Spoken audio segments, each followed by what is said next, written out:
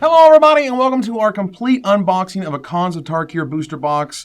This set is fantastic, and what better way to share this set than to open lots of packs of it with you guys. My personal hope for this one, and I want you guys to kind of write down this number. I want you to imagine how many fetch lands I'm actually going to pull from this box. Go ahead and put that number in a text file or something, or just write it down and think about it. And as we go through this box, we'll see if we can actually get there and maybe get a foil fetch land. That's what I'm really hoping for. All right, let's get started. Oh, it's so good. It always feels so good. And it's got the packaging with little Wizards logos all over it and stuff, which is fantastic. And just brings more to the experience. I talk about Friday Night Magic on this thing, which is always fun. But yeah, there's the key art, as they call it. And it is repeated again here in this insert page, which may talk about Khans of Tarkir. Nope, it's talking about Friday Night Magic. It wants us to... hang out at your local store every Friday and battle some Khans and enjoy yourself. And let's start with pack numero uno, which is going to be sweet. All right. So if you've seen my complete set review, I have, actually, of course, gone through every single one of these cards at some point. I kind of think at this point we kind of look at it for, drafting purposes. Feed the Clan is absolutely terrible for that. Bitter Revelation is okay. Bloodfire Mentor is all right. Lens of Clarity is unplayable. War Behemoth is fine. Scour Barons is neat. So we have Obzon Charm. Woo! We got Goblin Slide, Obzon Charm, Heart Piercer Bow, which is nowhere near as good as those first two cards, and Flooded Strand. What? So whatever number you put on there, we're already at 1. That's fantastic. So we'll keep our special fetch land pile right over here. There's a foil Feeder Resistance. This card is bonkers and limited. Absolutely sweet. And here is our 1/1 Warrior token creature. I think, and people can correct me in the comments if I'm wrong, I'm pretty sure token creature did not actually exist on these before. It was just creature warrior instead of token creature warrior. No one's really said anything about that. I think that's really interesting. All right. So that's pack number 1, which kicks off with a fetch land. I will take it. Now, I don't care which type of fetch lands. If I got 2 polluted deltas or whatever, that's still 3 fetch lands for the box. So you have Weave Fate, which should totally be inspiration. Seriously, Wizards, I still can't handle it. Hootie Mandrills, which is fantastic. Ride of the Serpent, Sip of the Hemlock, it is not. You got your common, enters the battlefield tapped, gains you life, Mana Fixers, which are awesome. And Hordeling Outburst. So here's our first uncommon. Hordeling Outburst is great. Card is sweet. Quiet Contemplation is very close to Goblin Slide in that you can kind of build your Jeskai decks around it, which I think is really sweet. Tomb of the Spirit Dragon is just a big old, we're going to have Ugin in the next set, but we can't really tell you, but we're kind of telling you all the time, which is fun. And Dig Through Time is the best blue card in the set. This box is already really good. I'll take it, man. This card is super sweet, bomb unlimited, awesomely great, and people are talking about how it could be a winner in Standard, and I would not be surprised. Okay, so have a rare pile, and then we'll have our fetch land pile, and we'll keep going. And get rid of this pack over here. All right. Unboxing is so sweet. Trumpet Blast is cool. Been around a while. Now, Outlast, this card is nutty and limited because, good gosh, Outlast is so super powerful. Savage Punch, because punching a bear, you can't go wrong with punching a bear. Seriously, it's like, the art director, I hope they got him a cake with this image on it because it's really good. There's your Jeskai banners. I think the banners are really cool. They're kind of slow, but they're awesome. So we have our first uncommon here of Chief of the Edge. You also have Chief of the Scale, which are neat, and they obviously work together in the black-white aggro decks, which you can draft. And the Caribou Bloodsucker, which is the freakiest looking vampire I've ever seen, with the big tongue and scary and strong. Love the Dragon's Eye Savants. Unmorphing for free is fantastic. And Ghostfire Blade, a lot of people like this card, and I've actually seen Brad Nelson try to stick this thing in a constructed deck, so who knows, right? I just definitely never see it in Modern Affinity because, they have this card called Cranial Plating, and it's real, and that's a thing. So, gonna keep going. Einok Bondkin, he's your buddy. Super good in the Outlast deck. Wetland Sandbar is a 2-1 for 2, ladies and gentlemen. 2 1s for 2, because you just can't handle it. The Roddy Mastodon likes big butts, and he cannot lie, which is a thing. Smoke Tailor is cool. Card is sweet, and he's just waving arms around, doing things and stuff, which is neat.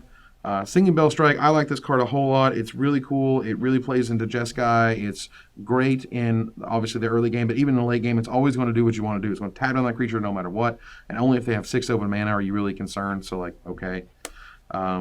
More of those lands, which are awesome. Jeskai Student, Paralysis is the bomb.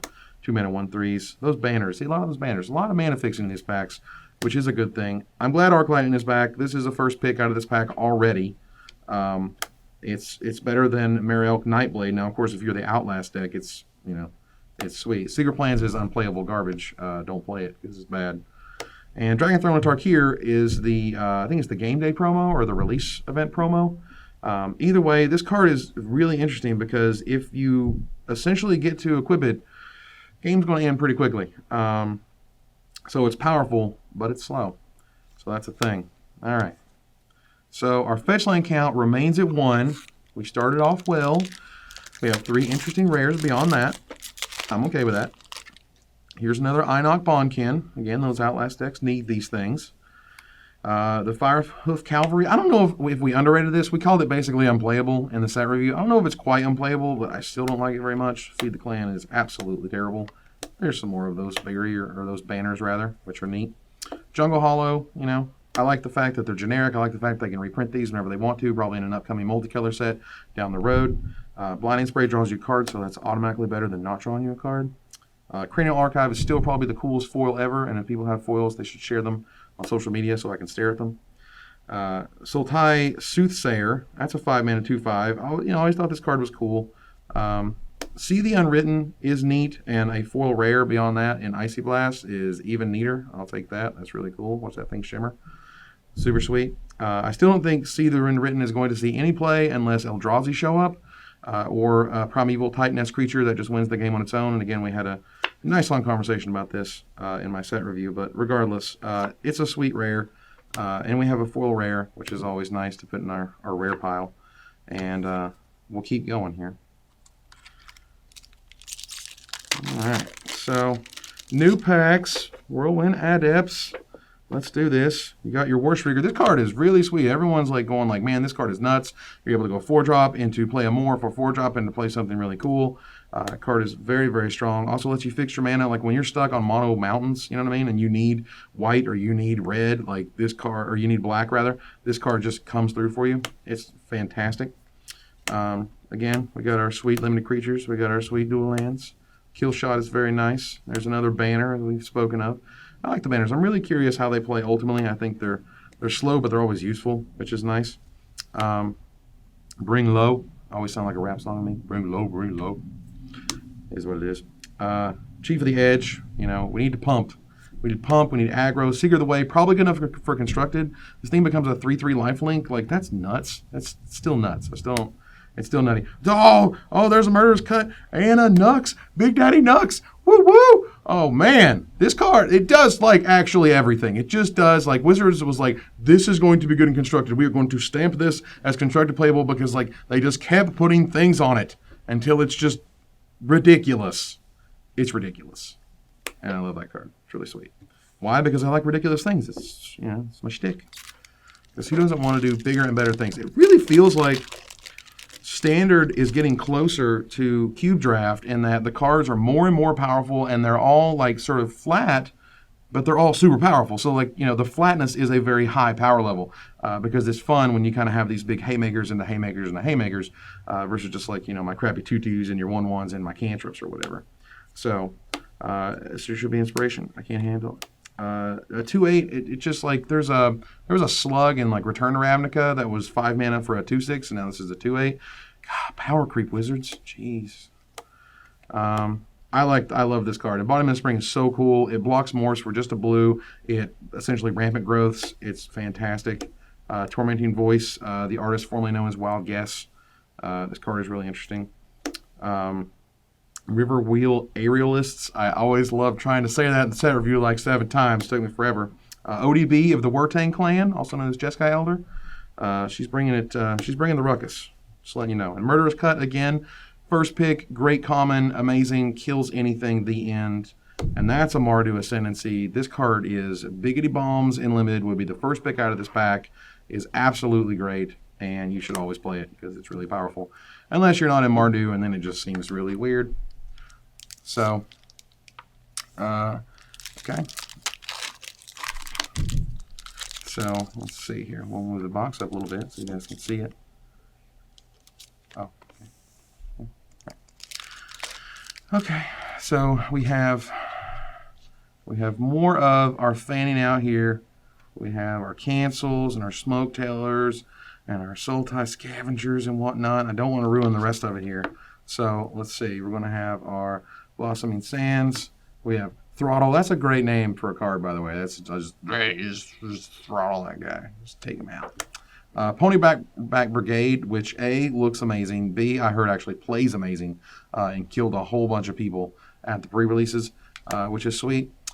Timely Horde Mate is very timely. He's a 4-mana 3/2 who can do some really cool stuff.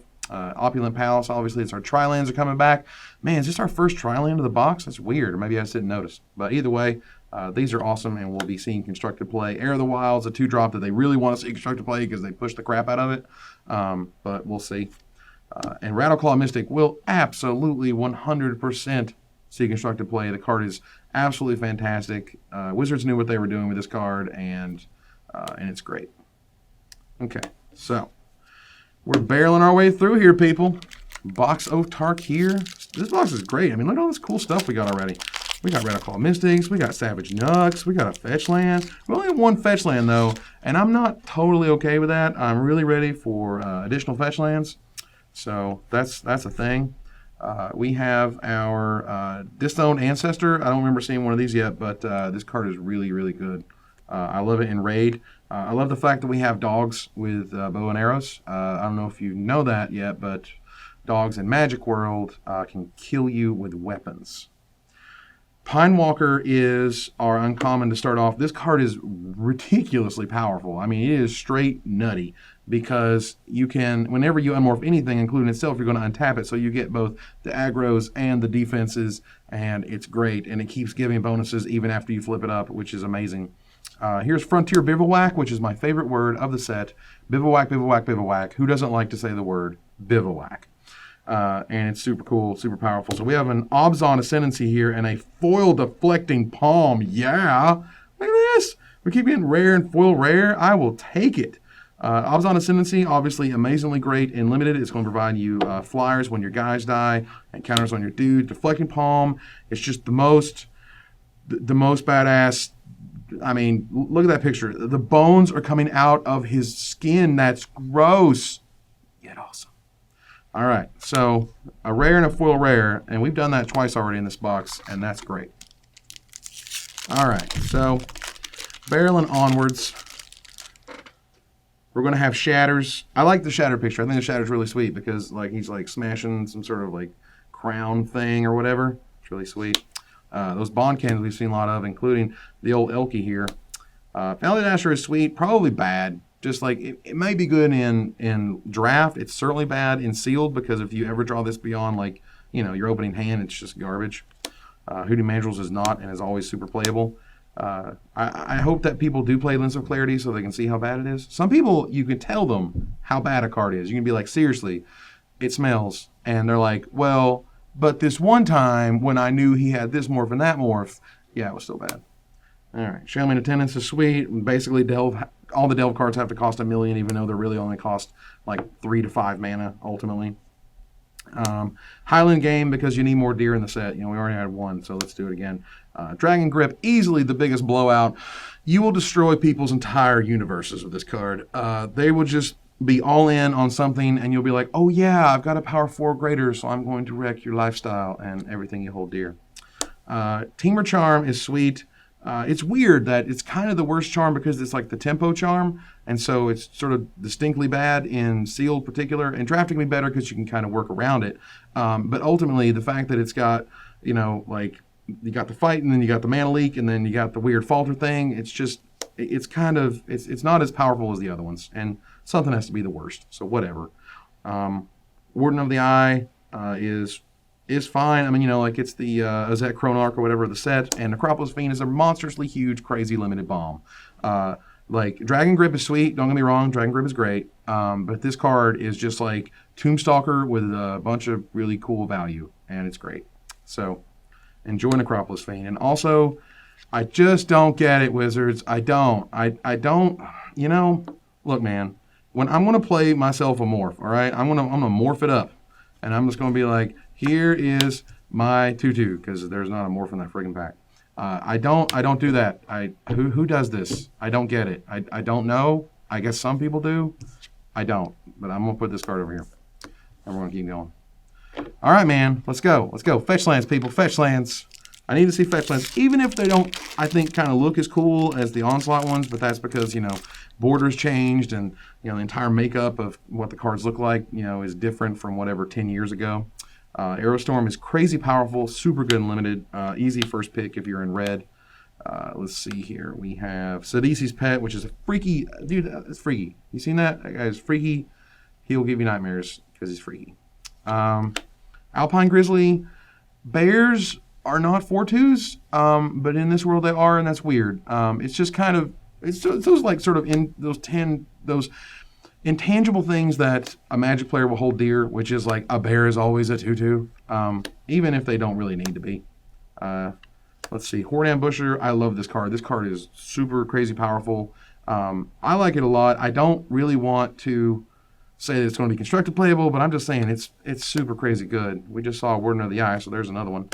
Mantis Rider. This card is great. This card will be a standard all-star, at least based on all the initial testing I've heard of from both Brad Nelson and Todd Anderson and those guys who are spending time with the format and are just like, this card is nutty, fantastic, and completely basically blanks Xenagos, because Xenagos makes a 2/2 that it blocks, and then it attacks and kills the 3 loyalty of the Planeswalker, which is awesome.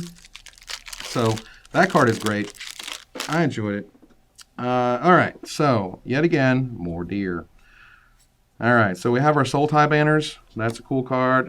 This card, me and Brad got to argue about because I like this card, and he's like, ugh, just a 2/3 flyer vigilance for 4. And I'm like, you spoiled little man. Jeskai Wind Scout is sweet. I don't think we've seen one of these yet quite, but the same with Snowhorn Rider. I just love the five mana morphs of each different clan. They're all powerful. They're all super cool. Active Treason is awesome because it has a Rakshasa on it, and that's a great name for anything. Rakshasa. Burn Away is awesome. Here's our first uncommon. It's a very powerful removal spell, easily first pickable. Just, you know, gets rid of a problem. Become Immense is even better than Burn Away because it is ridiculous. It is a game ender. It is a removal spell. It slices and it dices, and it will win you games. Death Frenzy is great. I would take the Become Immense. I would not take the Death Frenzy, but it would certainly be very high up there because it is sometimes mass removal. But even if you just kind of 1 for 1 or maybe 2 for 1, it's still a lot of value, which is great.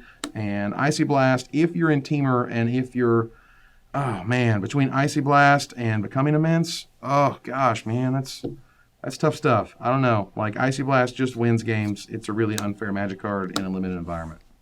That's the thing. All right.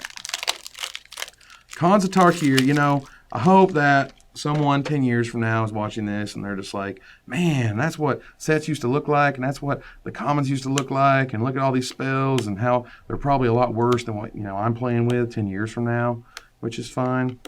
You know, because now you got Rakshas's Secret, or Rakshasa Secret, rather, and, you know, it's just like Mind Rot with upgrades, and so who knows what a Mind Rot in 10 years is going to look like. Highspire Mantis is our first, second uncommon. Dazzling Ramparts is our first. It's a sweet uncommon for limited. But I like Highspire Mantis like infinitely better. Flying and Trample is fantastic, and this rate is amazing. And if you're in red or white, you will take this pronto. Dead Drop is very close. I'd probably still take the Highspire Mantis because it's got evasion and it's a sweet beater. But Dead Drop is very, very powerful. You're probably going to end up paying 5 or 6 mana for this, and they sack 2. It's a one-sided Barter in Blood, and that's really, really powerful. Trap Essence, I don't really like this card. It seems fine. Obviously, in Limited, you're going to be trading back and forth. I don't see it in Constructed by any means. But in Limited, it's a good counterspell. But, you know, still, I mean, obviously, if you're in red and white, you're probably not going to be playing red, blue, and green. But, you know, I definitely like Highspire Mantis beyond any other card in this. And, hey, look, there's a foil Death Frenzy. Ooh, it's foily and shiny. So, All right, let's keep moving. We're about halfway. We're almost halfway-ish before we get rid of all this stuff and see what's in these amazing packs. Maybe there'll be some foil mythic craziness going on. Going to burn through a few of these commons, see if there's anything we haven't talked about already. I don't see it, but Kentry Invocation is really powerful. It was interesting that Aaron Forsyth actually made a comment on Twitter that this was like his absolute MVP in his seal deck because, like, you need high toughness, dude, which are generally cheaper because, you know, they're just meant to hold the ground. This card actually kind of takes that, you know, to your advantage because you're able to make a monster, you know, like, geez, that Rotting Mastodon, you're able to make an 8/8 for 2 mana with this card. I mean, you also have to play Rotting Mastodon, so that's bad. Armament Core, so I can say it right. I think I said corpse in the video, and you know, much gnashing of teeth ensued. But either way, if you're an Obzon, this card is ridiculously awesome. It does everything you want it to do. Even on an empty board, it's great. And if you have a full board, it's even better. So you can put counters on things and they can swing. It is super, super good. Bear's Companion is awesome. I love the send-up. Someone did a Photoshop of the movie Brave, and you know, the Brave girl with the red hair and her mom as the bear in this frame, and it was terrific. It just works perfectly. Actually, most of Teamer could literally just be pulled right out of the movie Brave, and everything works perfectly. It's awesome. And hey, look, there's its Ascendancy. Generally pretty bad. Again, Ascendancies, something has to be the worst or something has to be almost the worst. You know, obviously when you have the nut draws and your knuckle blades are being amazing, then this is the best card of all time. But sometimes it's just not. And as a result, you know, it's not the most exciting Ascendancy you could be opening, certainly in Limited. Okay. Khans of Tarkir. This set was sweet. I'm glad that all the hype for this thing paid off. When you start with fetch lands, it's really easy to be awesome. But luckily, the design is really, really good. Scion of Glaciers is great. It reminds me of the M15 creature or the M14 creature. It was a 4 mana that was, I think, a 3/4, whose name I can't remember right now, but it had the exact same ability. It was blue mana, +1/-1, and that card was super powerful. This is just 2 off that, you know, like instead of a 3/4, this is a 2/5, but regardless, that's still a fine rate. Ruthless Ripper is super, super powerful. This card is great. It destroys any random monster they have attacking in. It has value when it flips up. You just can't get much better than that. Despise is where me and Brad, you know, like freaked out because I was like, this card is not playable, except maybe in a sideboard a few times. And he was just like, what are you talking about? This card's amazing, blah, blah, blah. And I'm like, it might not actually see any play. Because I remember when it came out in New Phyrexia and it was crap. And we're talking about a format with Jace the Mind Sculptor and Stoneforge Mystic. And this card takes both of those. And that was what the big hype was. This card takes both of the big problems of the format. And that was a format that didn't have Thoughtseize. And like, you know this ain't going to see any play until Thoughtseize is out of here. Anyway, Retribution of the Ancients is terra-bad. What are you doing? You're going to take all of the turns that you spent outlasting and using your spells to put on counters, and instead trying to get some margin of value while making all your dudes smaller. This card is bad. Don't play it. And Limited, I'm sure you can do some really cool things in EDH or just some casual constructed decks where you're just, you know, doubling season all over the place, and it's awesome. But in, you know, your standard-ish formats, your basic formats of standard constructed and limited, not so great. We have Smite the Monstrous, which is really sweet because, like, there's that elephant dude and he's getting totally owned here, which is cool. Let's see, we have another Disowned Ancestor we talked about. Tormenting Voice, which is interesting because it's not, and Wild Guess was the same way, it's not red card draw. It's just not. It looks like it, and I think that's actually the best part about it, is that it's kind of, you know, conceals itself as red card draw. It's just card filtering. You're not up any cards by this. You have to discard a card and you have to use this spell to get 2 more cards. So your hand is the base size, which I always thought was interesting. That red gets filtering, but blue actually gets card draw. There's a 4 mana 4/3. Me and Brad noticed they've basically been printing one of these in like every set in the past X years, because a 4 mana 4/3 in red is just basically perfect. Chief of the Scale. I don't know if we've actually opened one of these quite yet. We've opened Chief of the Edge quite a few times now. But this card is very powerful. Obviously, they're very good together in the black-white deck. Briber's Purse is awesome. Also, because the MTG subreddit was like, I'm going to smack you with my purse for 5 because they Ensoul Artifacted it. And I thought that's really cool. Ensoul Artifact, also known as Big Scissors. So you So yeah, the flavor of this card is absolutely terrific. It's very much playable. It's very powerful, and you can hit someone with your purse. How can you not like that? Nomad Outpost, not a lot of tri-lands in this box so far, but it is super good, and it is super powerful, and if you're in Mardu, obviously you're going to slam this because you need it. And there is another fetch land. What? Woo! That's a Wooded Foothills, ladies and gentlemen. I will take that. I would rather have taken a 4-1, but that's okay. It's very good. It goes in our fetch land pile. We're at 2. Now, my for what it's worth, my estimate was 3. My estimate, when like what my number was at the very beginning of this video, was 3. So if I can get to 4 fetch lands, man, that is awesome. And if we can just actually do like the Tron and get all 5, specifically all 5 different ones, that would be amazing. All right, here. So we burned through a lot of the commons. We've talked about some commons and stuff, and that's sweet. We have that Ponyback Brigade. I love this thing. I really do. It's amazing. It's a pony. Goblins. How can I love it? Here's Mardu Heartpiercer. Haven't hit this yet. This card is super powerful. I love this card from the moment I saw it. This is one of the cards that they spoiled at the PAX party, and sort of to give you, like, oh man, the new set's coming. Check out some spoilers. Here's one of them because you just totally get it. Raid is a brilliant mechanic. They did a fantastic job. It makes you do like what you should be doing, which isn't hacking. It gives you bonuses for that. This card is super powerful. It normally 2-for-1s, which is awesome. Monastery Swift Spear. I like this card for Constructed. I don't know if it's actually going to get there, but I love the fact that it's just Raging Goblin with super upside, which is sweet. Here's your Mardu Rough Rider. What? It's very DMX approved. Where's his dogs at? Where's his Orc Warriors at? That's what I'm saying. Card's good. Hey-o! There's a Sarkhan, ladies and gentlemen. I'll take a Sarkhan Dragon Speaker. What? It's so cool. It's so cool because this guy, I mean, like, what could they do flavor-wise? Like, how could they make Sarkhan awesome in a world that is supposed to be about dragons, but they no longer have dragons? How is he going to be a Dragon Master with no dragons? Well, by God, they made him just turn into a dragon. Awesome. Card's going to be amazing in Standard, on purpose. They wanted this card to be great. It is great. It is going to see a lot of play.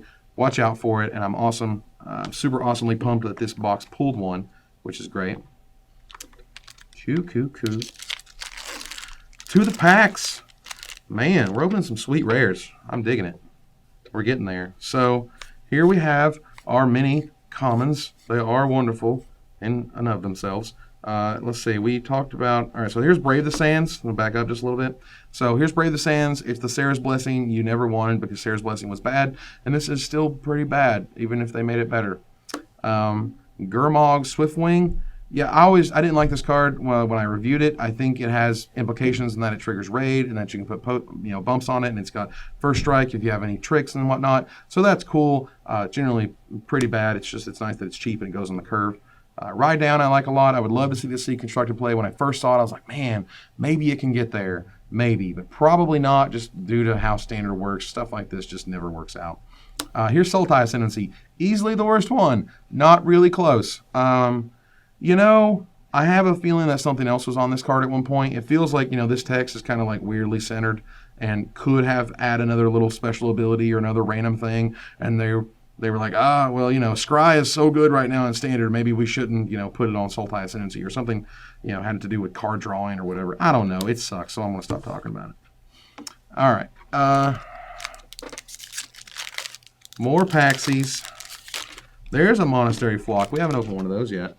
I like that card a lot. I love the fact that there's a lot of tension in this card. There's a lot of like, I don't know, should I pay a blue and flip it? Or should I just like attack with my 2/2? Should I trade with a thing? Or should I block with a thing? That's actually the most interesting. If there's a 2 toughness guy attacking in and you have this morphed, what do? I mean, do you let it live so you can keep your blocker? Or do you trade because who knows what that morph could be? That's fantastic tension, as it were, and leads to a lot of really interesting gameplay. Leaping Master, I just love this. It just looks like, from the video game Kung Fu or something. It's brilliant. I love the fact that the Wurtang clan is a bunch of ninjas, which is sweet. I'd have been happy to see ninjutsu come back. I really would have, which would have been sweet. 5-mana 5/3s that unmorph for their cost are okay. Pretty much the definition of a standard common. Ooh, there's plus pillow field plus ox. Yeah. Take a drink here just a moment. All right, so Singing Bell Strike, we've already talked about. Chief of the Scalers, our second one of the box, as I recall. Seek of the Horizon, this was originally printed in Savers of Kamigawa, and it was terrible. And it probably still is, so don't play it. Sultai Charm, while they have the worst ascendancy, they have one of the best charms. This charm is super good. It's great in basically all stages of the game. It will kill a thing. It will remove something dumb that is an artifact or enchantment, or it will just, draw you some cards, and that's terrific. So if the worst, as I mentioned in the show, if the worst that you can do is draw cards, that's pretty sweet. Rakshasa Vizier is just not that powerful and limited. You really kind of have to make it work with Delve. I mean, I think it can kind of get there, but ultimately it's just going to be chump blocked.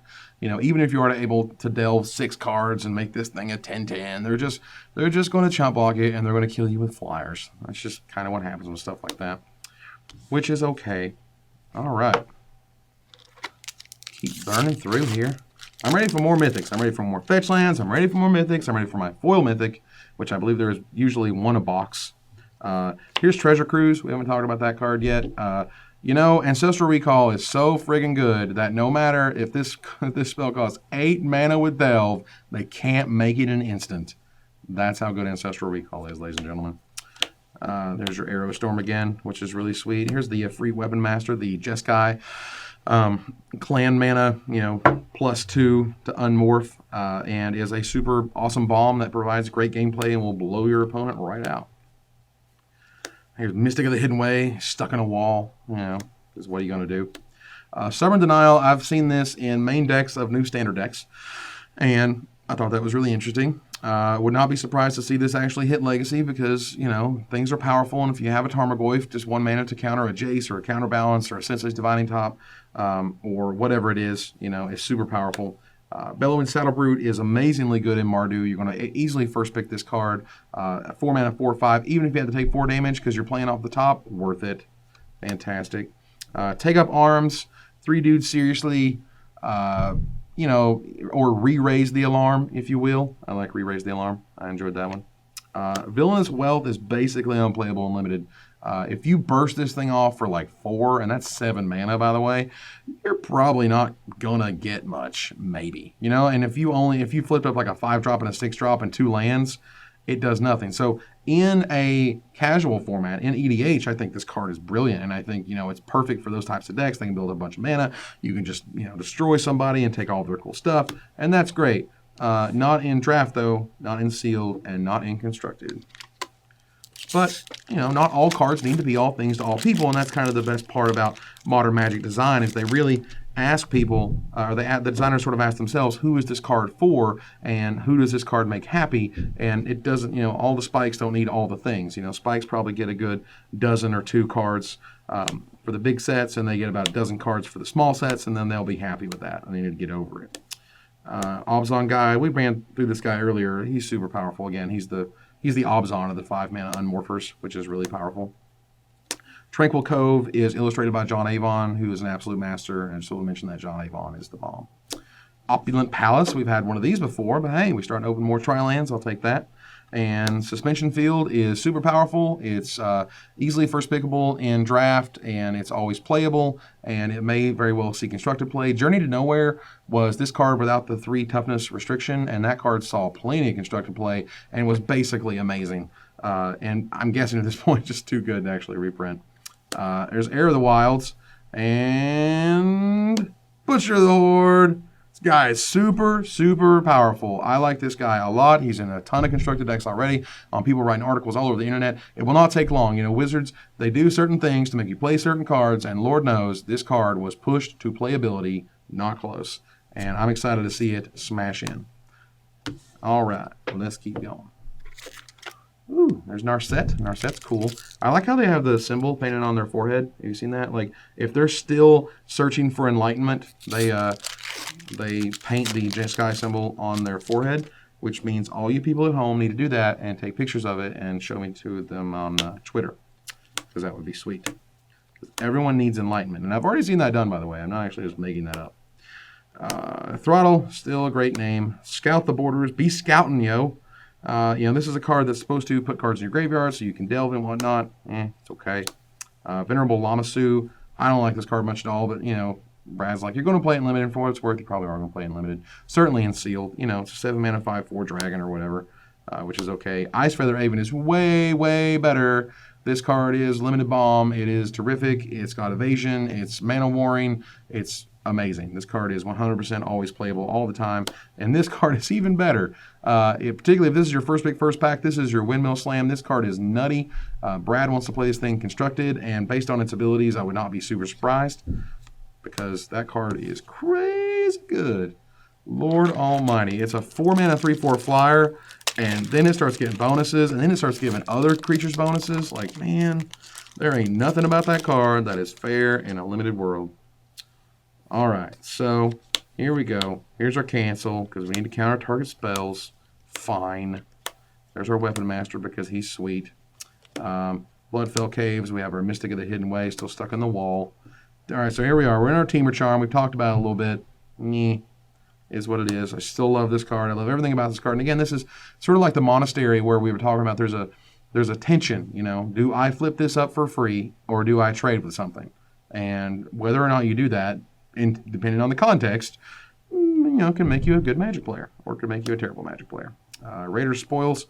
This is a card, but Ankle Shanker is a way better one. Yeah.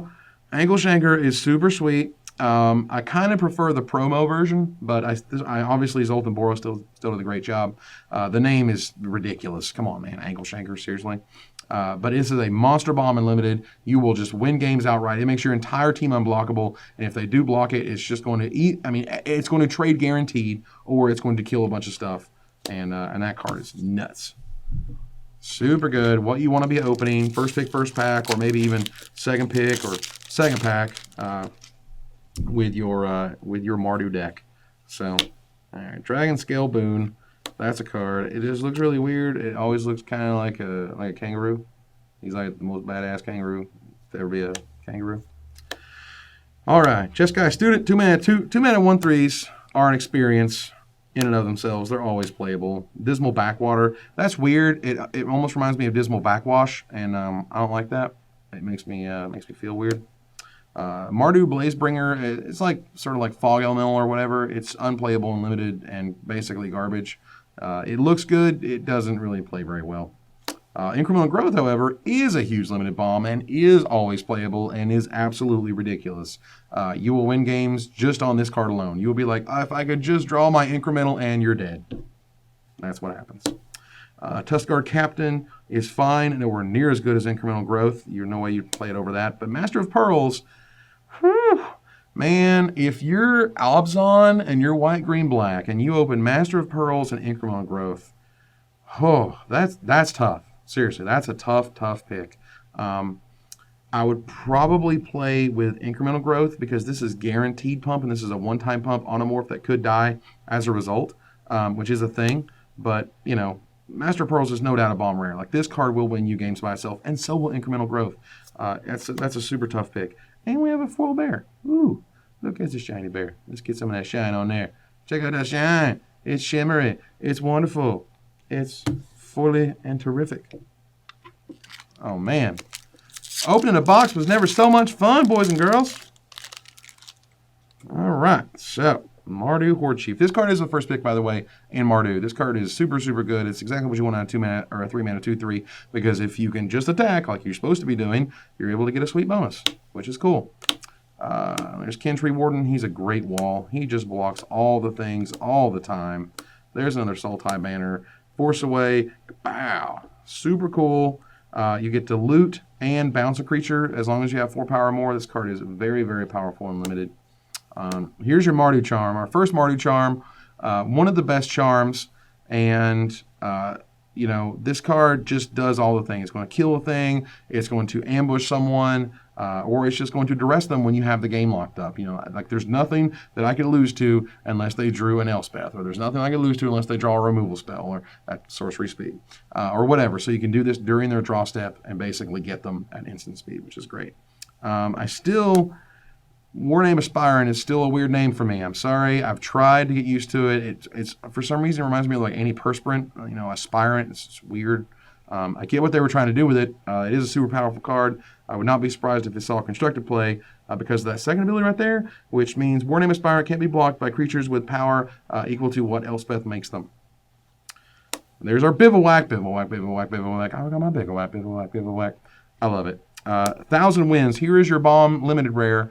If you're in blue, this card is absolutely, completely busted. Even if you just pay the base rate, like 6 mana for a 5/6 flyer, Mahamodi Jin, it's a monstrous dragon. It's always playable and always super, super powerful, which is good. All right. More Khans of Tarkir packs, you say. Oh, man, we get to keep going? We can keep going. It's great. I love opening this stuff. So we have our Longshot Squad. Also, Longshot Squad, that's a great name. Seriously, Longshot Squad is great. We have our Chief of the Scale. There's our third one we've seen. It's pretty sweet. We have our Swarm of Bloodflies. I've seen someone just ride this guy to victory. There's been tales from the pre-release of somebody just like, yeah, I just played Swarm of Bloodflies and just killed everything, and the guy was monstrous, and I killed him with it. So that is easily doable. So we have Obzon Falconer. If you're in Obzon, this card is great and easily first pickable. And then there's Zergo Helm Smasher, smashing the helms at Mythic Rarity. What? Super good. Obviously limited, it's very, very powerful. Would not be surprised. Actually, I would be pretty surprised to see it in Standard. I'm not going to lie. With such a small toughness, it dies to, Ulcerate and Bile Blight and stuff like that. And, there's a lot of really powerful removal spells that, including like Crackling Doom, that would kill something like a Zergo Helm Smasher.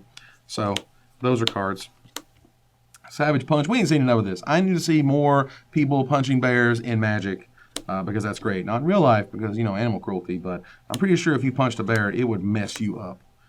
So, whatever. And then it would be like human cruelty, and that'd be weird. Abomination of Gudul, just to note, is probably the weakest of this entire cycle. Every other one of these that just flips up. Either it's like a 5/5 monster or whatever for a teamer, or, the super combating trick of Jeskai. This guy is just like, it's like 3/4 flyer, and then, like you can loot, and it's okay, like fine. The Covenants is still way better than that card, for example. Secret Plans is still unplayable garbage. Rakshasa Death Dealer is the real deal. Get it?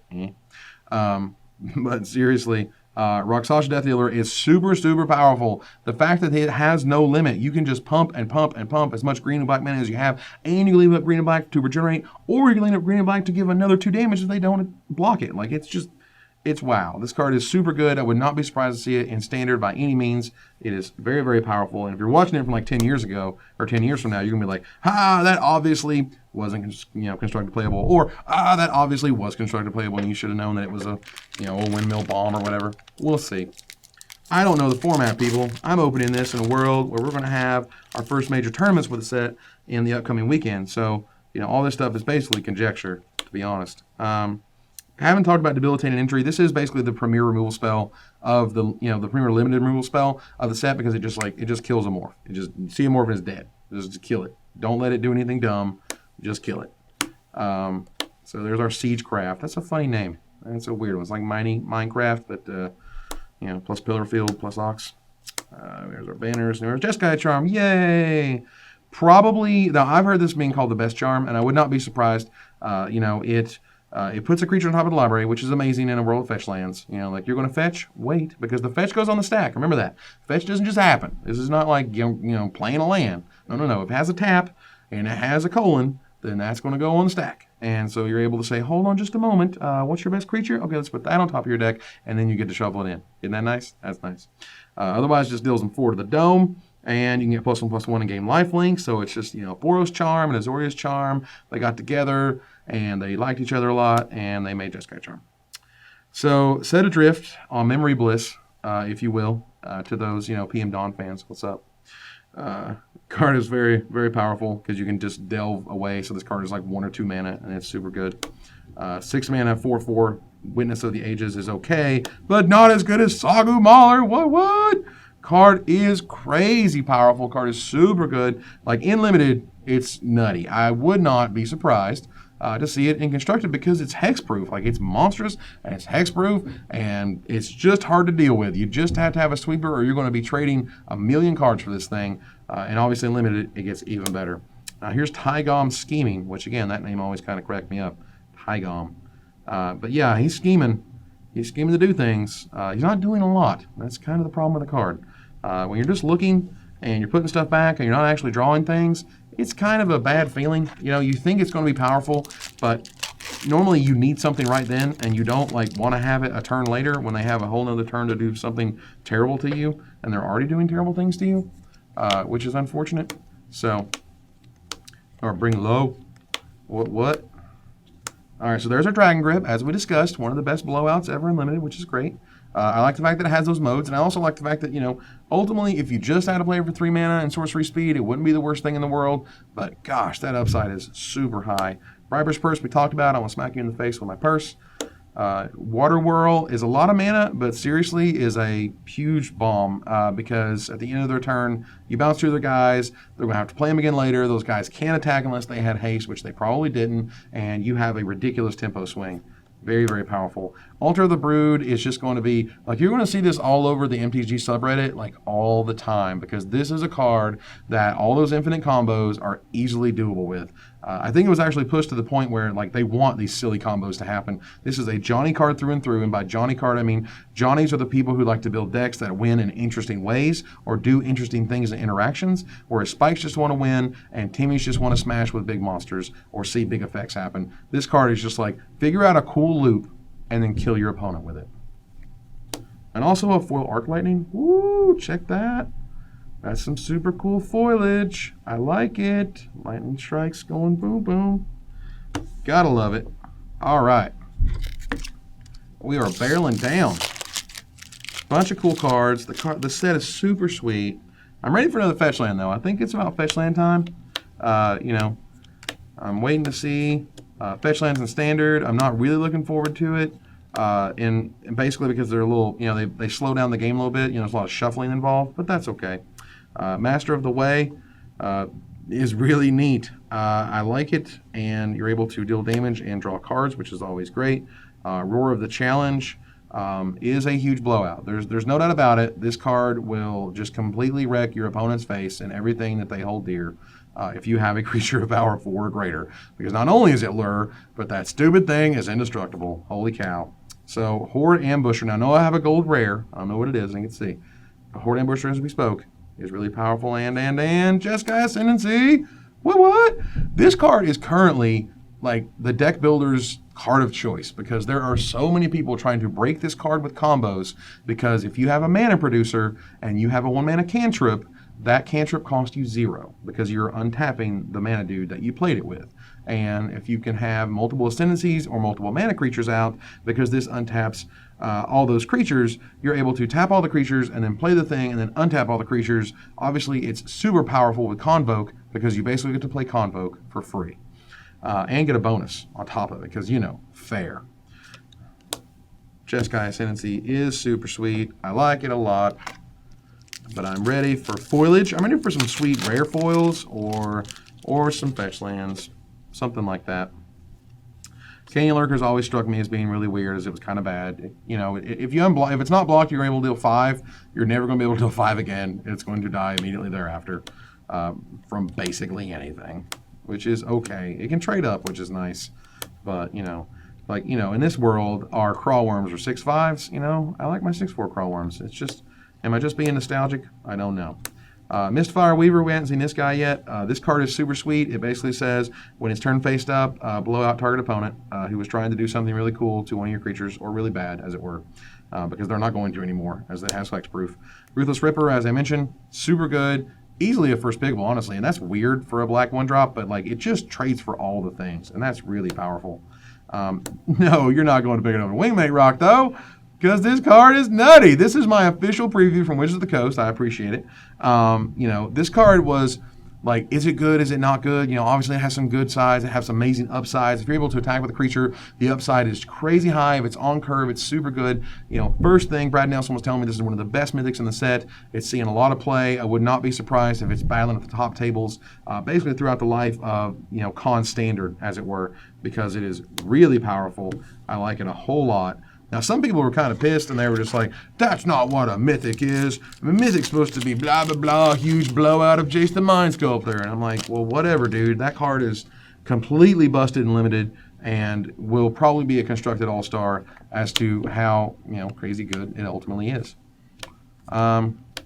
Windscarred Crag. You know, I always find it funny to call a place a crag, and that it seemed really negative. You know, if you live in a crag, that's a pretty bad place to live. Obzon Charm, as we mentioned, probably the best charm because it does so dang much. You know, this was one when they were talking about Obzon Charm and people were like, you know, they're going to make the charms. It's obvious they're going to make the charms. What does this charm do? I guessed that it would do travel preparations, and that's the third one, which is really sweet. And then I wrote out, I actually typed out Sign into Blood. That's the second ability. Draw 2 cards, lose 2 life. And I was like, there ain't no way they're going to put that on that card. And I did it, you know, put something else on it. And they did. So, like, this card is amazing and super good. Seeker of the Way, as we spoke, probably constructed playable because it's really powerful. Windstorm is crap. I know it looks good. I know it looks good. But unless your casual play group has just a ton of flyers or something in it, it's not very good in limited. It's certainly not good in constructed, and I never really enjoyed playing it. Grim Haruspex sort of gives the idea that an aristocrats type build with like a bunch of really cool creatures that have a really bunch of sweet synergistic abilities is playable in standard and allows this card to draw you a bunch of cards as a result. The unmorphing for only 1 black, that's super important, and will let you sort of get to those situations where you're able to draw 4 or 5 cards in the perfect world from a card like this. Oh, good. Feed the Clan in foil. It's unplayable, even shiny. See that? Look at how unplayable it is. Look at that. It's terrible. It really is. It's bad. All right. But that's okay, because you know why?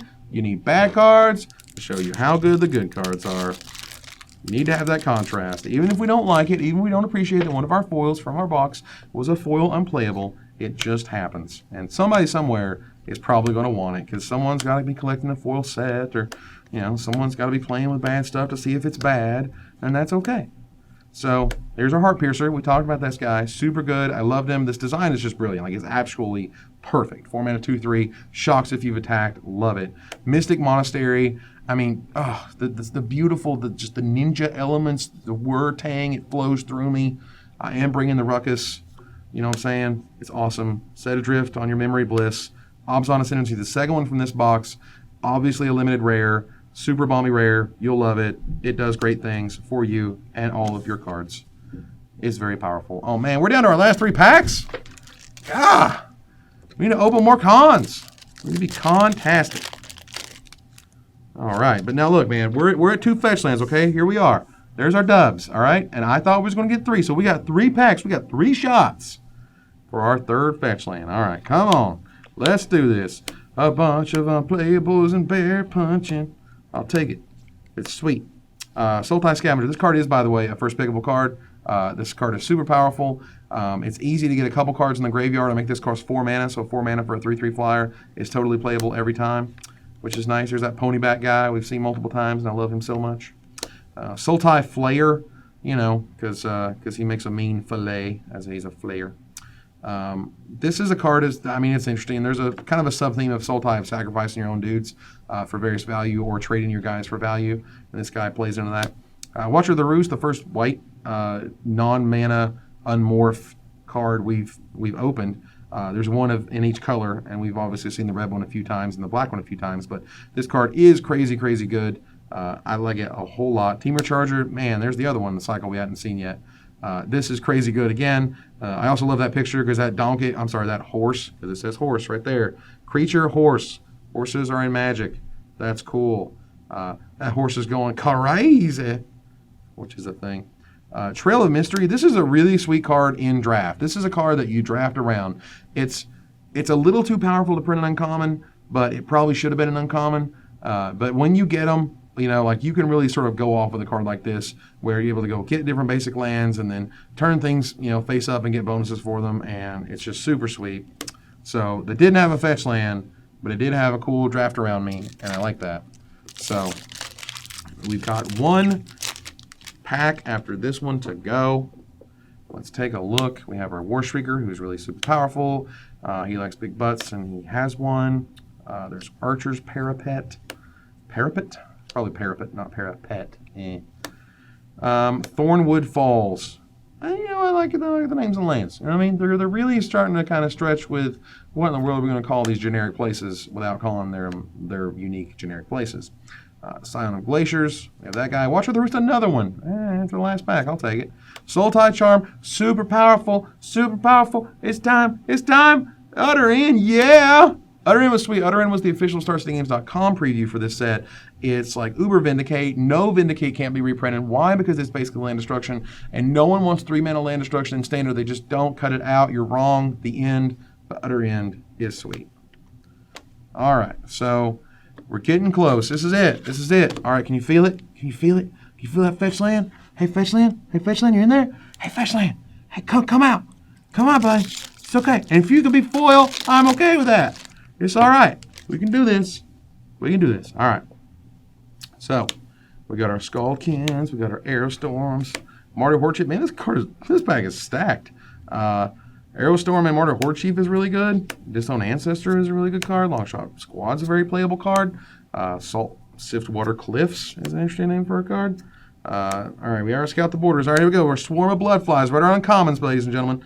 Swarm of Bloodflies into Death Frenzy. That's a very cool playable card. Here we go. Raider Spoils, ladies and gentlemen. Last card, last card. Here we go. Come on. You can do it. You can do it. You can do it. No! The second to worst ascendancy. It's okay. I would have put the over-under at 3. We got 2. I'm not unhappy with that. We got 1 right out of the first pack. That is totally okay with me. So that was the complete unboxing of a Khans of Tarkir booster box. I want to thank you guys for joining me. I hope you guys enjoyed the experience of opening these things. I like the fact that we kind of get to film an unboxing and get to show you what, not only in a complete set review talking about all the cards, but really kind of feel like what do the packs look like? What are you opening in the average pack? How many of this multicolor? How many of the base, monocolor stuff? I think that's really interesting. And again, for those who are watching from the future, hi, it's really sweet in 2014 because the set is awesome. So, please subscribe, watch more here on the StarCityGames.com channel. Over here, you can check out both the M15 unboxings, you can check out the Fat Pack unboxing that I'm going to be doing here shortly. You can watch me open up the Fat Pack. It's got the sweet collector's guide. It's got all the different, it's got the unique box that we can take a look at, which will be sweet. But until next time, Magic players, this is Evan Erwin. Tapping the cards so you don't have to.